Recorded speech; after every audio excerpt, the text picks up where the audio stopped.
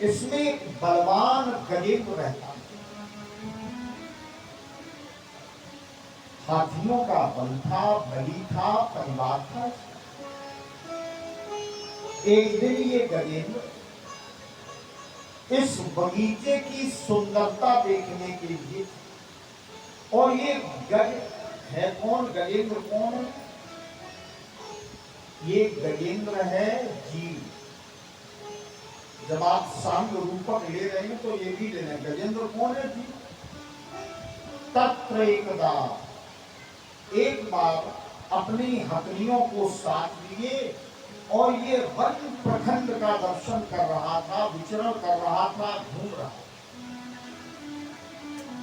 श्रम करके ये मार्ग बनाता और पीछे पीछे परिवार चलता। गजेंद्र को प्यास लगी, जल कहीं दिख नहीं रहा था, और बुद्धिमान है गजेंद्र, बुद्धिमान है। एक स्थान पर खड़ा हुआ और जिधर से शीतल वायु आ रही थी उधर की ओर मुख किया और ये आगे बढ़ा। कुछ अनुमान भी हमें यथार्थ का बोध करा देते हैं। प्रमाण चार तरह के होते हैं, लेकिन अनुमान प्रमाण भी कभी कभी यथार्थ का बोध करा देते। धुआं अगर उठे तो आग नहीं देखी, यत्र धूमो, जहां धुआं है तत्व अग्नि, वहां आग होगी, तो यथार्थ का बोध होगा। वैसे ही ठंडी जब हवा आ रही थी तो गजेंद्र ने उसी ओर मुख किया और चल पड़ा। व्यास जी ने पवित्र श्लोक में वर्णन किया,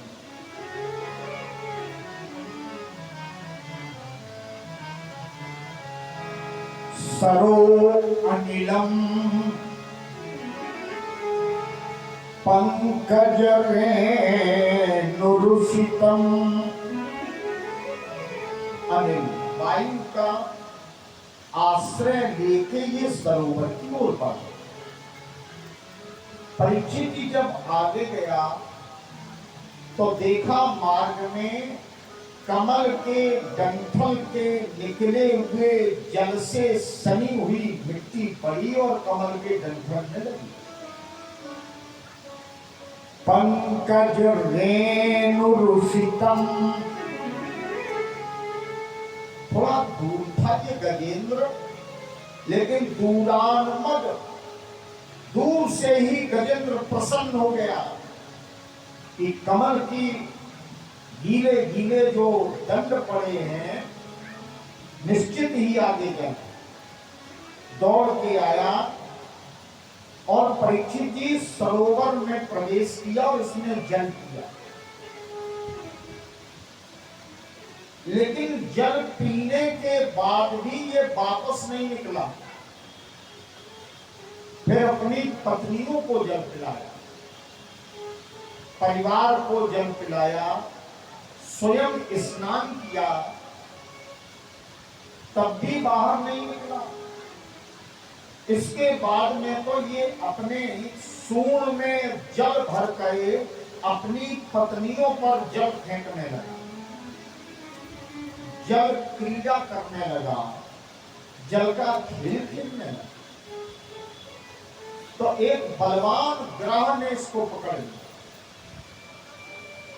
1000 वर्ष तक ये युद्ध चला। गजेंद्र बाहर की ओर खींच रहा और ग्रह भीतर की ओर खींच रहा। प्यारे, ये संसार का सरोवर है और गजेंद्र जीव है। जीव समस्याओं से कितना भी बाहर निकलना चाहे, लेकिन एक समस्या जब पूर्ण होती है तो दूसरी वहीं से जन्म लेती है और जीवात्मा के पांव को जीवन पर्यंत पकड़े रहती है। ये युद्ध चलता है, लेकिन अंत में गजेंद्र का साथ परिवार ने भी छोड़ दिया। देखो, कोई किसी का साथ नहीं देता।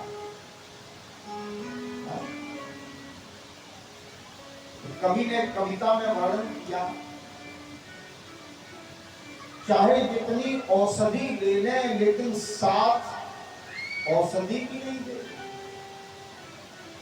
बड़े बड़े साधन संपन्न जाड़े के मौसम में घर पर जेठ बुलाने वाले कवि हृदय जो महापुरुष और विदुषी माताएं यहाँ उपस्थित हैं, मैं व्यासपीठ से आदर करता हूं।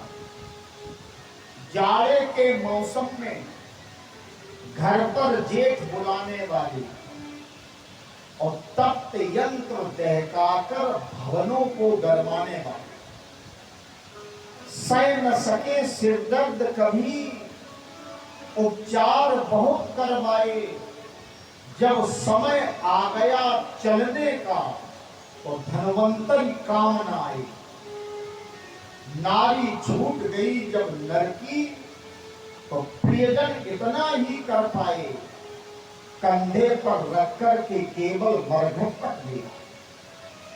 अब कहां गए वो महल दुमहले सैया के आडंबर, और पुलक भरी बहना की राखी तिरिया के आलिंगन। सावधानियों का चाहे जितना जोड़ा जाए मेला, बोले अब Z+ व्यवस्था है समय सुरक्षा की, लेकिन कभी कहता है कि सावधानियों का चाहे जितना जोड़ा जाए मेला, और सभी झमेला तोड़ ताड़ के उड़ता हंस अकेला। जब ये प्राणों का पंछी उड़ जाता है तो इस पिंजरे की कीमत खो जाती है।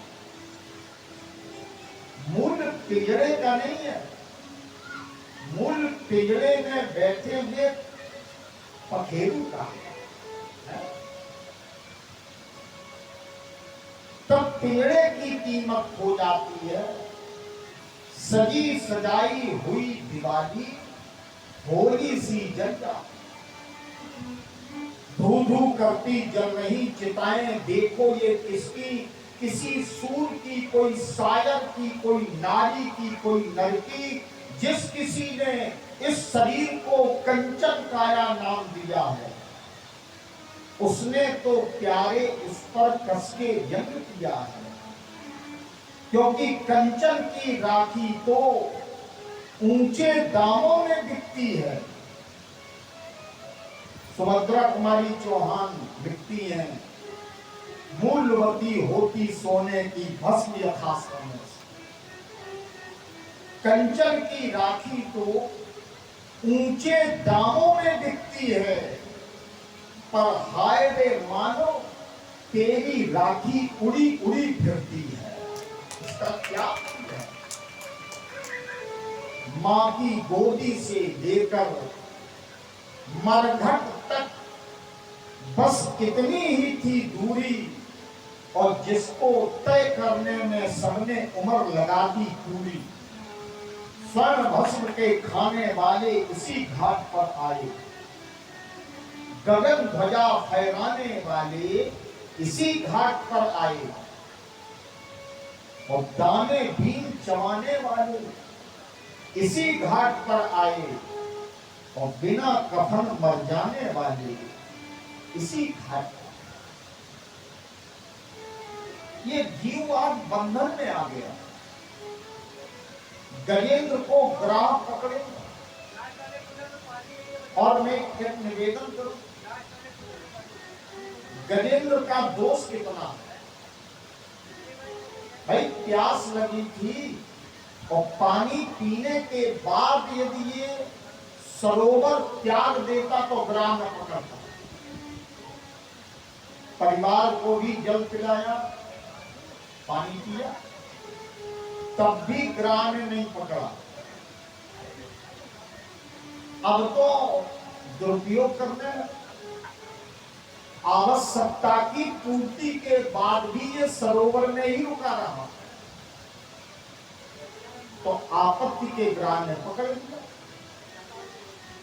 जब जीवात्मा के अपने गृहस्थ जीवन के कार्य पूर्ण हो गए, तो अब गृहस्थ के सरोवर में प्यारे रहोगे तो कोई ना कोई समस्या जकड़ देगी। पानी पीने में नहीं आया, कोई ग्राह नहीं आया। ग्राह तो तब आया जब ये गजेंद्र सरोवर से बाहर ही नहीं गया और अपनी पत्नियों पर जल फेंकने लगा। तो अब भी दृष्टि किस पर है? पत्नियों पर, बच्चों पर, परिवार पर। ठाकुर जी जीव को समय तो देते हैं कि 55 तक 60 तक अपने कर्तव्यों का निर्वहन करने के बाद इस संसार के सरोवर से अपने को अलग कर लीजिए, अन्यथा कोई न कोई समस्या का ग्रह आपको जकड़ लेगा। आप भगवान की शरण में आए और आना पड़ेगा, क्योंकि गजेंद्र को विश्वास था पत्नियों का कि मेरी इतनी पत्नियां, इतने बच्चे मुझे मुक्त करा लेंगे। लेकिन जब संकट में देखा तो सबका साथ, सबने साथ छोड़ दिया गजेंद्र, और ये सरोवर के चारों ओर खड़ी हो। एक दिन संयोग से, न कोई कभी नहीं, लेकिन कभी कभी सरस्वती की कृपा से ये एक छंद बन गया। अवसर आपत्ति का आता जब जीवन में, तो दुनिया के सारे सहारे टूट जाते हैं। दुख जब कभी आपको, आपके जीवन को घेरेगा, तो पहली विशेषता देखना, वो आपको अकेला कर देगा। ऐसा वातावरण उपस्थित करेगा कि पहले ही लोग साथ छोड़ जाए और आप अकेले हो जाए। दुनिया के सारे सहारे टूट जाते, अपने ही विश्वसनीय करते हैं विश्वासघात। अबरी और अंबर के सहारे छूट जाते, समय के सामने किसी का न चलता जोर। नरकी कहे क्या, विधाता रूठ जाते हैं, तब तो हरि का नाम ही एक साधन है सुनो। बस इसी से भव के बंधन छूट जाते। अब गजेंद्र ने सोचा, कुतः करण्या प्रभवंती मोचितम, ये हथनियां मुझे क्या मुक्त करा पाएंगी, जो थोड़े संकट में मेरा साथ छोड़ गए। मुझे परमात्मा का स्मरण करना चाहिए। तब गजेंद्र ने भागवत के 19 श्लोकों में ठाकुर जी से प्रार्थना की है। न विद्यते यस्य जन्म कर्म वा, न नाम रूपे गुण दोष एवं। न प्रभु आपका जन्म है, न कर्म है, आपकी लीलाएं, आपके चरित्र दिव्य हैं। और जिन भक्तों को आपकी भक्ति का स्वाद लगता है, वे करते क्या है? तो एक श्लोक सुनते। एकांतिनो यस्य न कंचनार्थम वाञ्छन्त ये वै भगवत प्रपन्नः अति अद्भुतम् तत्चरित्रं सुमंगलम् गायन्ति आनंद समुद्र मगना। आपकी भक्ति का जिन्हें रस मिल जाता है, वो एकांत में चले जाते, एकांत, घर परिवार छोड़ देते। न कंचनार्थम, धन वैभव सम्मान इसकी कोई कामना नहीं करते, लेकिन वे भी कुछ चाहते हैं तो एकांत में चले जाते। जो झोली माला ले लेते हैं, भजन करते हैं, वो भी कुछ चाहते हैं। जानते हो क्या चाहते हैं? वांछन्त ये वै भगवत प्रपन्न, आपकी प्रपन्न भक्ति चाहिए। अति अद्भुतम तत्चरित्रम सुमंगलम, आपके चरित्र बड़े अद्भुत हैं, अनोखे हैं, चिकीर्ष युक्त हैं और जीवन में मंगल नहीं सुमंगल करने वाले। गायन्ति आनंद समुद्र मगना, गायन्ति आनंद समुद्र मगना, आनंद के समुद्र में डूब करके भक्त आपके चरित्रों को गाते। गजेंद्र ने दृष्टि ऊपर की, डूब रहा है, देने के लिए कुछ नहीं, तो इसकी सूंड पर एक कमल का पुष्प आ गया। इसने थोड़ा सा सूंड को उठाया और बोला, अखिल गुरु भगवान नमस्ते। आज भगवान ने एक हाथ से गजेंद्र को पकड़ा और दूसरे हाथ से ग्राह को पकड़ा, ठीक है, और दोनों को सरोवर से निकाला। आप एक अनुभव करें कि ठीक है, ग्राह ने गोविंद का भजन नहीं किया, ग्राह ने भक्ति नहीं की, वो जानता था कि ठाकुर जी का भजन, इनकी स्तुति, इनकी प्रार्थना, इनसे आत्म निवेदन मेरा नहीं होगा। तो उसने एक सरल उपाय खोज लिया कि भगवान के भक्त के पांव को पकड़ लिया। और भगवान का एक नियम, जो उनकी शरण में है उसको तो पार करते ही, लेकिन दासानुदासा भगवान के भक्त के जो चरण पकड़ लेता है, मेरे ठाकुर जी उसको भवसागर से पहले पार करते। तो ग्राह को पार किया, गजेंद्र को भी मुक्ति दी। दोनों पूर्व जन्म में शापित, एक हुहू नाम का गंधर्व और एक पांडे वंशी नरेश।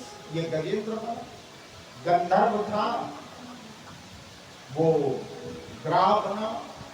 और भगवान को तो सभी जीव प्रिय हैं, सब मम प्रिय सब मम उपजाए, तो भगवान ने दोनों को भवसागर से। इसके बाद भागवत में पावन प्रसंग आता है समुद्र मंथन का। हम तो कहते हैं कि आप रोज मंथन किया करें, मन ही हमारा मदराचल है। मन जब सद्गुणों की ओर चला जाता है तो देवताओं की सेना है, दुर्गुणों की ओर चला गया तो दैत्यों की सेना। प्यारे, इसमें अगर अमृत किसी दिन निकलता है वैचारिक मंथन से, तो किसी दिन वैचारिक मंथन में किसी के अहित की यदि बात आ गई तो विष भी तो निकल आया, लेकिन अमृत नहीं। और इस कथा में केवल एक बात ध्यान करना, मंथन तो चलेगा ही। सबके स्वभाव में, यहां भी बैठे हो तो मंथन चल रहा है, लेकिन वैचारिक मंथन, समुद्र मंथन, जीवन में कर्तव्य मंथन, इन सबके मध्य में भगवान को रखिए, तब तो अमृत मिलेगा। और यदि भगवान बीच में बांटने वाले न रहे तो निकला हुआ अमृत भी दैत्य छीन करके ले जाएंगे। यही इस चरित्र का जो मूल अर्थ है वो समझना। मंथन तो बहुत बढ़िया निकलता है, लेकिन उसका हरण दैत्य कर ले।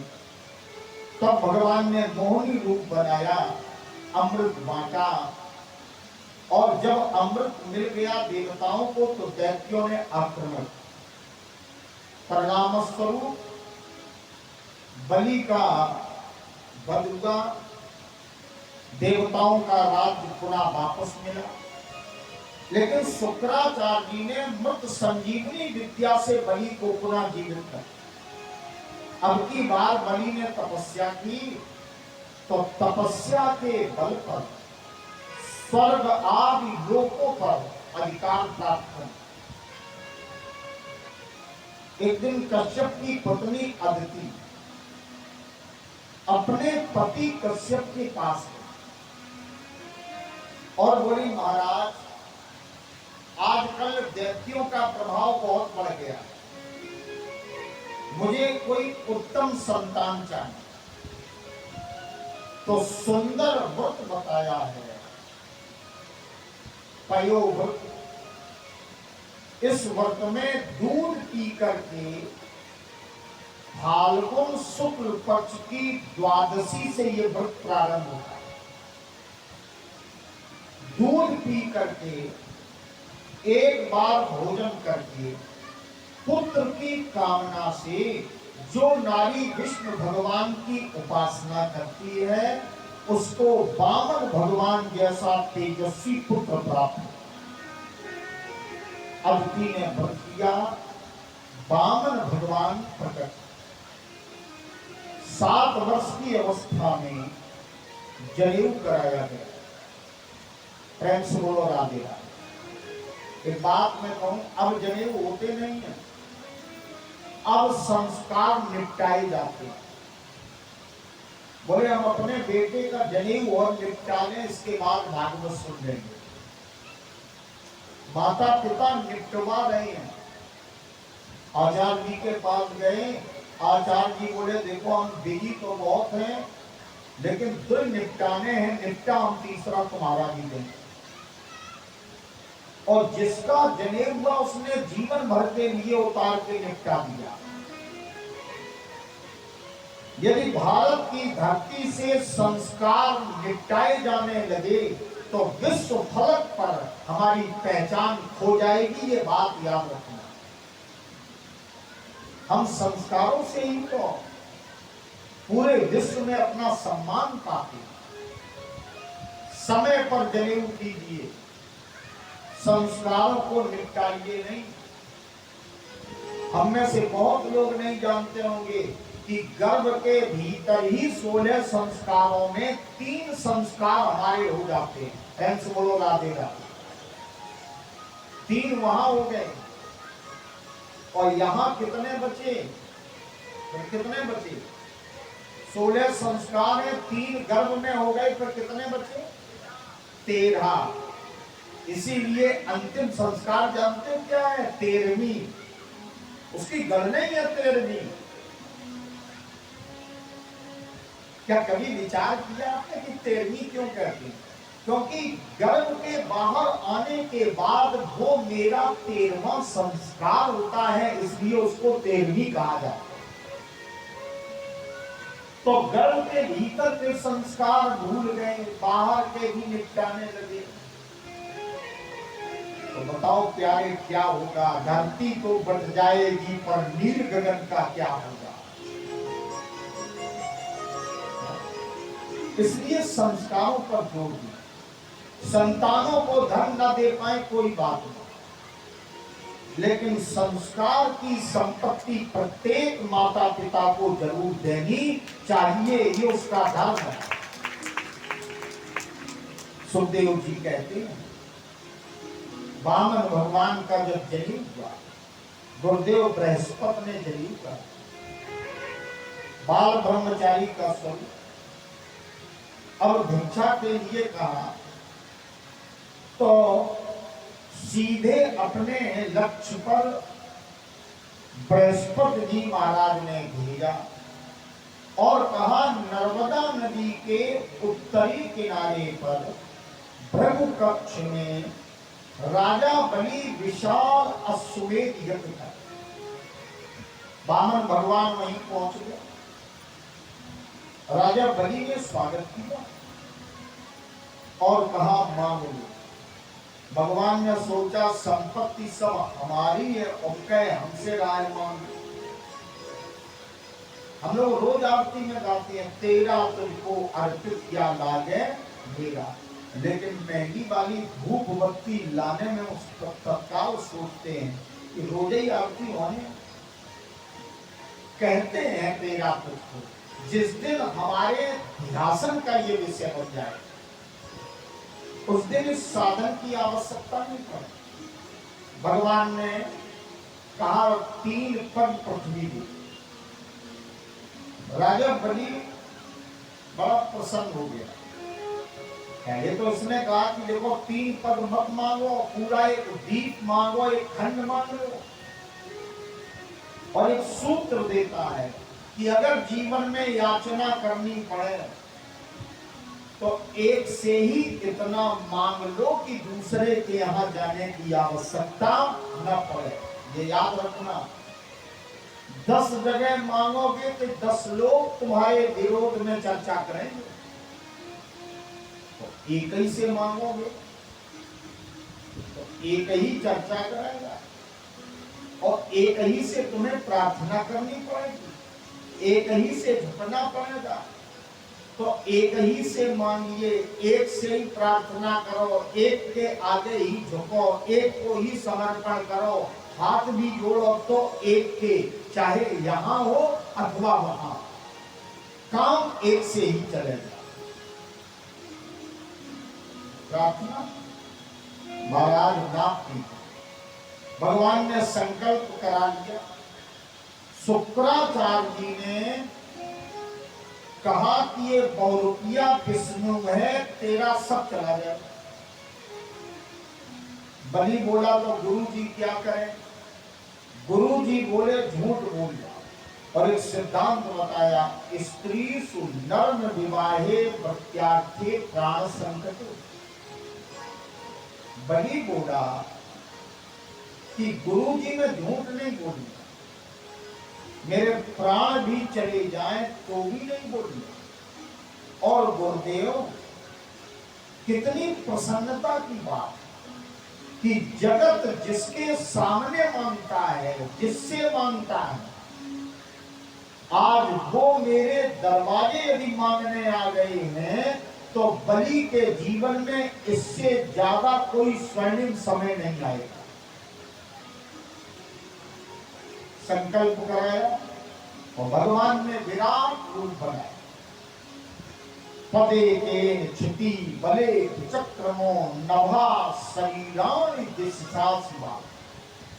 भगवान ने सपना। अब तीसरा कदम कहां रखें?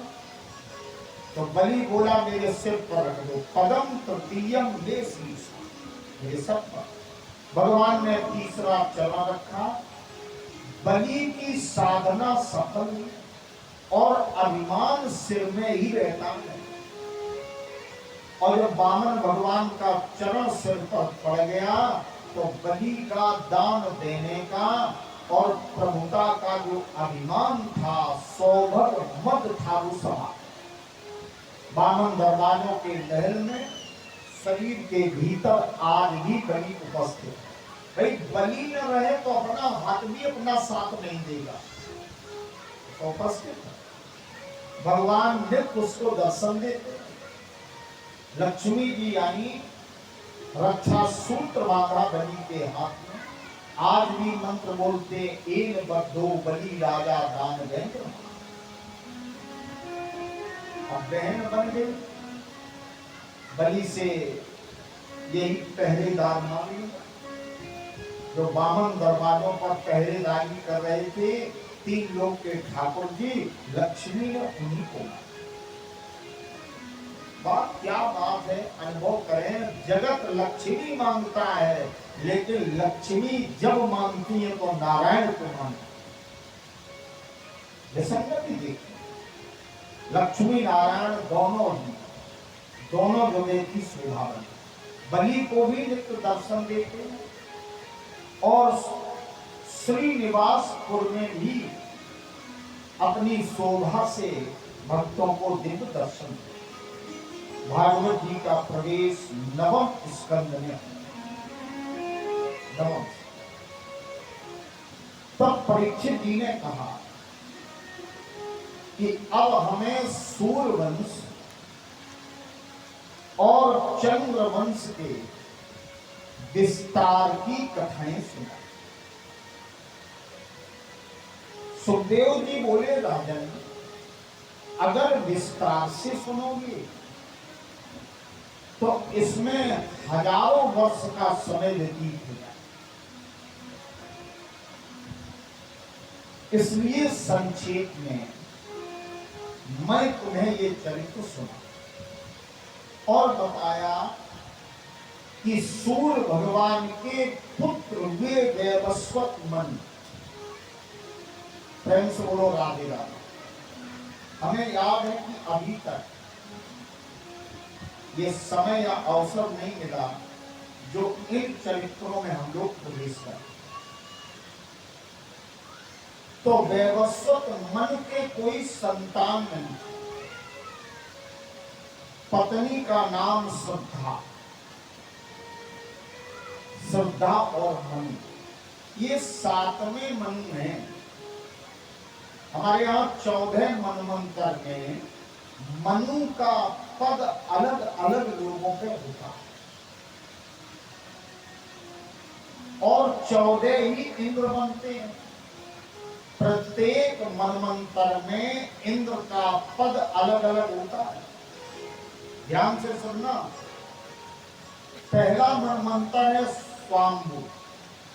उस समय स्वाम्भु नाम के ब्रह्मा से उत्पन्न जो मनु थे वो पहले मनवंतर में अधिकारी होते हैं। पहले मनवंतर के वो राजा होते हैं, अधिष्ठाता। स्वाम्भु, सिरोचिस, उत्तम, तामस, रैवत, सारणी, सावरणी और इसके बाद 7वें में वैवस्वत मनु। आगे भी है दक्ष सावरणी, देव सावरणी, रुद्र सावरणी, इंद्र सावरणी। और इसी तरह इंद्र भी बदलते रहते। विष्णु, रोचन, सत्यजित, विभु, मरुद्रम, पुरंदर, बैरगत, धामा, देवस्पत, सुरनी, नारायण। ये वहां का संविधान है, ये बायलाज है देवलोक का। प्रेम से हो राधेगा। अब हम लोग यहाँ कथा में तो थोड़ा समझना तो पड़ेगा। लेकिन मनु और श्रद्धा को जब संतान नहीं हुई तो इन्होंने यज्ञ करा। वो यज्ञ प्रारंभ हुआ, आहुतियां पड़ने लगी और आहुतियों में केवल स्वर और अनुस्वार के प्रयोग के कारण परिणाम विपरीत मिल गया। चाहते थे पुत्र लेकिन मिल गई कन्या।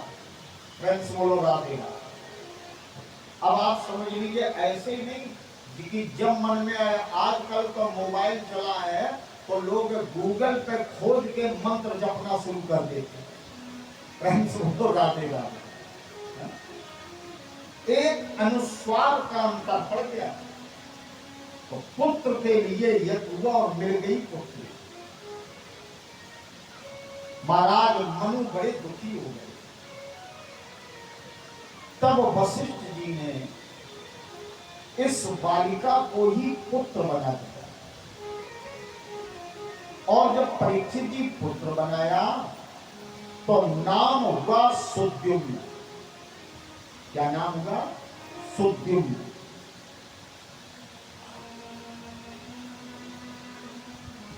एक दिन सुद्युम्न जी महाराज अपने सैनिकों को साथ में लिए और मृगया के लिए, शिकार के लिए निकले। बलवान पशुओं का बल किया और महाराज सुद्युम्न एक भीषण वन में प्रवेश कर। तो सुद्युम्न जी राजकुमार थे लेकिन बन गए राजकुमारी, स्त्री बन गए। उस वन में प्रवेश करते जितने घोड़े थे सब घोड़ी बन गए अब इस कथा का सार समझे।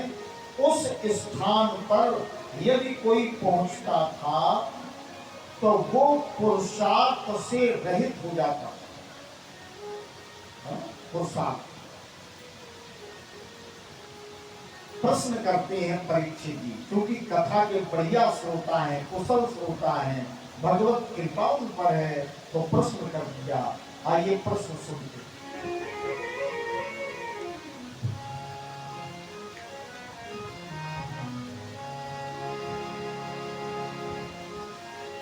केन वादेशे कश्चित् कारणा।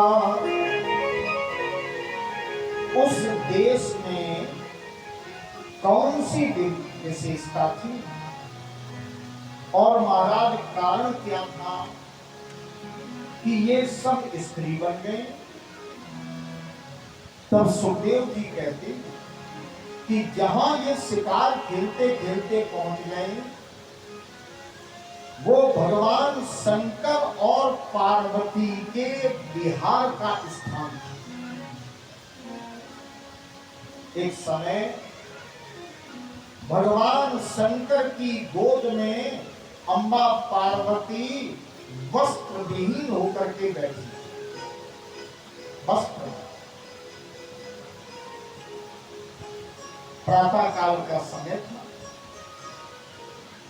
सप्तर्षि मंडल भगवान शिव के दर्शन के लिए भगवान शिव को नहीं देख पाए, लेकिन पार्वती की दृष्टि जब पड़ी, पार्वती की दृष्टि जब पड़ी तो लज्जित हो गए। अपने वस्त्र पहने धारण किए और पार्वती को प्रसन्न करने के लिए भगवान शिव ने उस स्थान को शापित किया और कहा यदि कोई भी यहां आएगा तो वो पुरुषार्थ से रहित हो जाएगा। प्रेम से बोलो राधे। वैवस्वत मनु के पुत्र सुद्युम्न जी महाराज को ये पता नहीं था, तो ये चले गए। इसके बाद वशिष्ठ जी ने अपनी अखंड तपस्या के प्रभाव से इन्हें पुनः पुत्र बनाया। फिर परीक्षित जी ऐसा क्रम बना कि ये पुत्र भी बने रहते थे और पुत्री भी बने रहते। एक महीने पुत्र रहे तो एक महीने पुत्री। परीक्षित जी जब ये पुत्री बने, क्योंकि मैंने भागवत की कथा के नियम के अनुसार यहीं से मोड़ लिया और पूरी कथा पूरी जानकारी तब तक नहीं मिलती जब तक दूसरे ग्रंथ का अनुशीलन नहीं आता। लेकिन पार्वती जी को संतोष नहीं मिला। तब ब्रह्मा को भगवान शिव ने आज्ञा दी और ब्रह्मा जी ने शंकर जी के विहार के लिए समुद्र के मध्य में लंका की संरचना की थी। किला बनवाया। किला रामचरित में पढ़ते हो, विधि निर्मित दुर्गम अति भारी। विधि निर्मित, ब्रह्मा ने निर्माण किया इसका और अभेद स्थान। भगवान शंकर का जिस समय गृह प्रवेश हुआ इसमें तो सप्तर्षि मंडल था। गृह प्रवेश में बढ़िया मंत्र बोले। अब बढ़िया आचार ढूंढोगे तो दक्षिणा भी तो ज्यादा लगेगी, क्यों नहीं? तो जैसे दक्षिणा का समय आया तो भोले बाबा बोले मांग लो। महात्मा पुलस्त जी बोले कि ये जो तुमने बनवाई है अपने उपयोग के लिए, भोग के लिए, यही हमें दे दो। तभी तो हम लोग भोले बाबा के लिए कहते 3 लोक बस्ती में बसाए रहे आप बसे हीरा में। तो भगवान शिव ने बोलते थे मैं रावण ने लंका बनाई नहीं है, क्योंकि लखनऊ वाले श्रोता बड़े सुधी हैं, ध्यान देना। सोई मैं दानव बहुरी समारा, बनाई नहीं है, बनाई तो वो ब्रह्मा ने है, लेकिन वही ब्रह्मा के द्वारा निर्मित दुर्ग को जब पुनः आवश्यकता पड़ी तो मैं दानव ने उसको संभाला।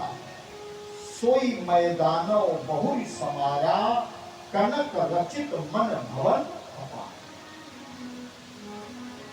लेकिन आप यहीं से आइए मेरे साथ। जब इनका नाम सुद्युम्न, तब की ये कथा आपने सुनी। जब इनका नाम इला पड़ा तो पुरुरवा के साथ इनका संबंध। पुरुरवा राजा पुरुरवा बना तो उर्वशी के मोह के बंधन में पड़ करके भगवान की कृपा प्राप्त करने वाले पुरुरवा को भी अपने जीवन में कई बार उतार चढ़ाव देखने को। तो एक पुत्र पैदा हुआ पुरुष, ये वंश आगे चला। इसी सूर वंश में राजा इच्छा परीक्षित जी ये यज्ञ कराना चाहते,